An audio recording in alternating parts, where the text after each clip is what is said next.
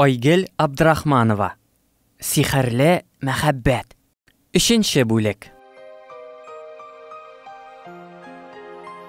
Исәнме, Фәнзилә?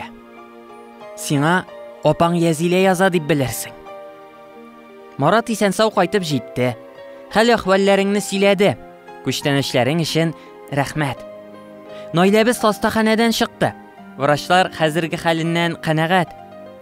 Фәнзилә, без борчуга төштек бит әле. Марат бик үзгәреп кайтты. Башта Наилә белән юньле башлы сөйләшмәде. Аннан бөтенебезне шаккаттырып, айрылам, авылда бердән-бер мәхәббәтем Камиләне таптым, аңа иләнергә телим диде. Сораштыра торгач, Камиләнең түбән оч Билал кызы икәнлеген ачыкладым. Шул мыкыт авыл гыйбадының улымны үзенә каратуына шаккаттым. Сихерләгән ул Маратны. Хәтерләсәң, Билалның әбисе сихерче булган дип сөйли иде әни. Әбисенең сәләтләре ыныгына күчкәндер мәгәен. Сеңлем, хәзер бөтен ышаныч синдә. Берәр чарасын күр берүк. Яхшы хәбәрләр көтеп, апаң Язилә. Фәнзилә озак кына урыныннан кузгала алмый торды. Маратның төне буе урамда йөрүен белде хатын. Тик Баһадирда ирне идә бикләп тота алмый иде бит инде ул. Зур хәрефләр белән язылган соңгы җөмләләрне тагын бер кат күздән кичерде. Димәк, апасы аңа чыннан да өметләнә. Нәрсә дә булса эшләргә кирәк. Камилә. Әйе. Уртачарак буйлы, кыңгырт кара чәчле, күзләре ут янып торган бер кызый бар иде шул түбәнешта. Фермада эшли бугай. Фәнзилә Камиләнең кыяфәтен хәтерендә яңартты. Башы компьютер тизлегендә кызга кыскача белешмә тезеде. Хәзер шишу юлын гына табасы калган иде. Кечкенәдән сихер ише ят көчләрнең барлыгына ышанып яшәде ул.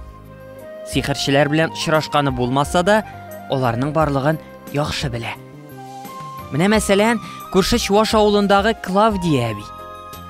90-ын вакласа да, һаман сихер, имтан белән маташа. Дистәләгән парны кавыштырды, айырды, араларын бозды. Клавдия түти янына барырга кирәк миңа. Сихерне сихер генә җиңә ала бит. Маратны эшкәртергә Камиләнең сихерен кире алдырырга кирәк. Башында туган шушы фикердән йөзенә канәгать елмаю җәелде. Ләкин күзләргә кереп уялган курку, ниндидер көтелмәгән хәлдән шүрләү хисен бу мәкерле елмаю гына җиңәрлек түгел иде. Теге карчык Камилә белән бер хәл кылса, гөнаһлы булам бит дигән уй Фәнзиләне вәсвәсәгә салды.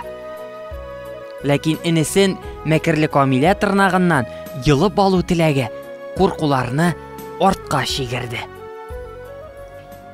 Тиз эзләп тапты Фәнзилә үзенә кирәклейне. Авыл читендә 2 генә тәрәзәле, үзе җиргә сеңгән, бер якка кыйшайган, каралып биткән капка. Тирә-ягын кура, тигәнәк сырып алган. Сихерче торагы икәнлеге әллә каян күренеп тора. Йомышы белән килүчеләрнең генә түгел, үткән-сүткәннәрнең дә күңелләренә шым салырлык. Җитмәсә, көне дә әллә нинди күкне бер болыт каплый, бер кояш чыга. Ул да булмый яңгыр сибәләргә тотына.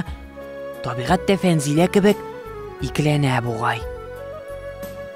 Кыяр кыймас кына капка келәсенә үрелде. Тик ишек алдыннан ишетелгән дәһшәтле тавыш аны сискәндереп җибәрде. Килгәнсең икән, кер инде, бәпкә үләнне юкка таптырма. Аптырашта калдырып, капка үзеннән үзе ачылып китте. Каршысында кечкенә буйлы, яңаклары күзләре эчкә баткан, бөтен йөзе җыерчыкланып биткән әби басып тора иде. Аның өстендәге сәләмә киеме, башындагы уңып биткән чуар яулыгы Фәнзиләне дөрес эшлимме дип шөбһәгә салды. Ләкин аяклары үзеннән үзе игә атлады.